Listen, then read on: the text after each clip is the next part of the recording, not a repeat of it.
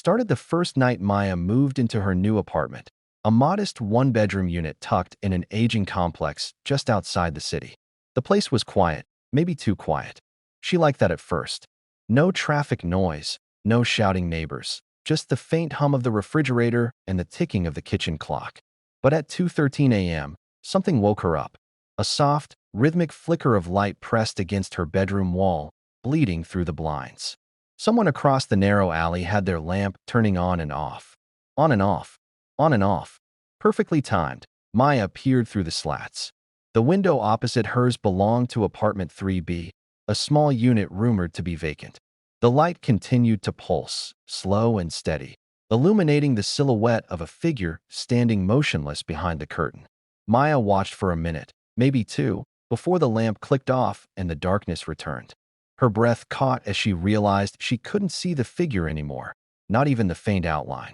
She told herself it was probably just a timer light left behind by the last tenant, but her chest tightened anyway. The next morning, she asked the building manager about 3B. "Oh, that unit's empty," he said, brushing dust from his flannel shirt. "Been empty for 6 months. No electricity hooked up, either." Maya froze. "But I saw a light on last night." The man frowned, puzzled. "You must have seen something else. The breakers are off." He walked away, mumbling about faulty street lamps, but Maya could tell he didn't believe it either. That night, the light came back. This time it flickered faster, irregular, like a signal. Maya lifted her phone, meaning to record it, when her screen lit up with a notification. "Unknown airdrop request. Do you see me?" Her heart hammered. She declined, but another came seconds later. Then another. She slammed the phone face down, trembling. Through the blinds, the figure in 3B raised a hand and waved "BY morning." The apartment manager found Maya asleep on her couch, fully dressed, every light in her place on. When he peered through her window toward 3B, the blinds across the way were drawn tight, but faint, dusty handprints smeared the inside of the glass, as though someone had been pressing to get out. Jake was a long-haul driver, the kind who lived for the quiet hours between small towns. He liked the road solitude, until he took Route 19 that October. It was the kind of road truckers avoided, narrow, poorly lit, and rumored to have phantom hitchhikers. Jake didn't believe in that nonsense. He'd seen fog, deer, even the occasional drunk walking home from the bar. Nothing scared him anymore.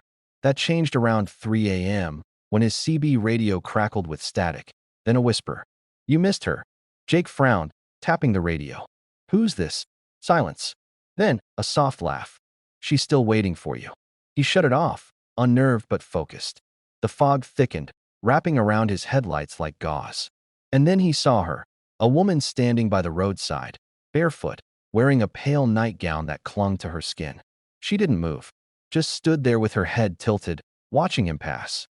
Jake slowed, but every instinct told him to keep going. 10 minutes later, she was there again. Same spot, same nightgown, same tilted head. He slammed the brakes this time, heart pounding. What the hell? He opened the cab door and stepped out, flashlight in hand. The beam cut through the fog, but she was gone. Only her footprints remained in the gravel, wet, dark, and fresh. He followed them a few feet before they stopped abruptly in the middle of the road. No drag marks, no turn, no sign of where she went. That he got back in the truck, locked the doors, and started driving again. His headlights flickered, once, twice, then dimmed completely. For a moment, total blackness swallowed the cab. When they blinked back on, she was standing in front of his windshield, inches from the glass, her face pale and eyes hollow. He swerved hard, tires screaming, truck spinning sideways into the ditch. When the rig stopped, she was gone again. The police found Jake the next morning, truck engine idling, driver's door open, no sign of him anywhere. On the fogged windshield, drawn with a fingertip, were 3 words, "I see you." When Erin inherited her grandmother's old duplex, she knew it needed work. But she didn't expect the basement to come with company. The tenant's lease was handwritten, dated 1978, signed only with the name H. Lowell. Erin checked the county registry. No such person ever lived there. Still, when she descended the creaky steps that first evening, she found signs someone had been staying down there recently. A half-empty cup of tea, a folded blanket, and a lamp still warm to the touch. she called out. Hello? Anyone here? Her voice bounced off the concrete. A faint humming drifted from the back room, something like a lullaby. Erin's pulse quickened. She pushed open the door, revealing an old rotary phone on a small table, receiver off the hook. The humming was coming through the line. She hesitated, then lifted it to her ear. The song stopped. A voice whispered, I never left. The next day, she tried to have the phone removed. The repairman shook his head. Ma'am, this line's been dead for 40 years. No signal, no dial tone. Probably a ghost line. He laughed, but Erin didn't. That night, the humming returned. She unplugged the phone entirely, and it still rang. She didn't answer it at first. When she finally did, the voice was clearer. You can't evict me. Erin started sleeping upstairs, leaving the basement door locked. But she'd wake to hear footsteps pacing beneath her, slow and steady, like someone restless. She even called the police once. They found nothing, except for a fresh cup of tea sitting by the basement window, steam rising into the cold night air. Months later, Erin sold the duplex, relieved to be done with it. The new owner lasted 3 weeks before moving out, claiming they couldn't handle the tenant downstairs. When asked why, they simply said, he keeps asking for Erin. Tom worked the night shift at a gas station off the interstate, quiet most nights, except for the occasional drifter or trucker passing through. One night around 2 a.m., a man in a dark coat came in, drenched from the rain. He didn't speak, just placed an old wristwatch on the counter and stared at Tom. Can you fix it? The man asked. Tom shrugged. Not really my thing, buddy. The man smiled faintly. You'll want to. When it stops, so will you. Then he left, leaving the watch behind. The second hand ticked erratically, then steadied. Tom tried to laugh it off, but the store clock showed 2:14, then 2:14 again, then 2:14 again. The numbers didn't move. He glanced at his phone. Same thing. Even the security camera feed froze. The rain outside hung mid-fall, droplets suspended like glass beads. The only thing moving was the watch, ticking faster and faster. Panicking, Tom tried the door, but it wouldn't budge. He was trapped in that moment, in that minute, as the ticking grew louder, inside his head, inside his chest. Then, silence. The rain resumed. The clocks jumped ahead to 3:14, and the man's watch lay still, cracked in two. Tom gasped for breath, drenched in sweat. Unsure what just happened, he told his boss the next morning, but the security footage for that hour was gone, replaced by static. The only frame left showed Tom staring at something off camera, mouth open, eyes wide with terror. Behind him, faintly reflected in the glass cooler door, was the man in the dark coat, smiling. Years later, Tom quit night work for good.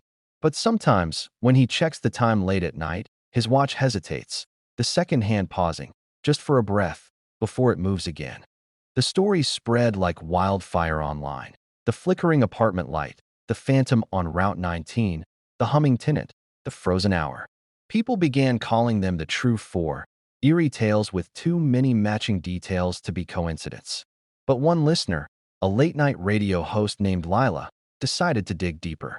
Her show, Sleep Tight FM, specialized in urban legends, and she'd received anonymous emails claiming all 4 events were connected, all occurring within 20 miles of the same town.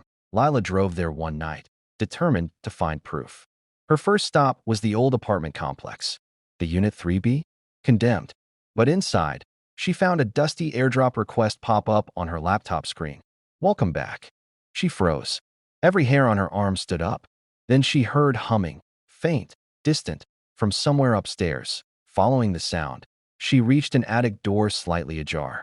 Inside were boxes labeled with names: Maya, Jake, Erin, Tom. Each box held an object: a phone, a keychain, a broken watch, a cup of tea. Lila's breath caught as she lifted the last box. It was empty, except for a slip of paper that read, "The 5th story is yours." The attic light flickered. A whisper crawled up from behind her, soft and close. "You're recording this, aren't you?" Lila turned. The curtain beside her swayed though no window was open. The whisper came again, sharper. "Then finish it." The attic door slammed shut, locking her inside. The next morning, the building was empty again.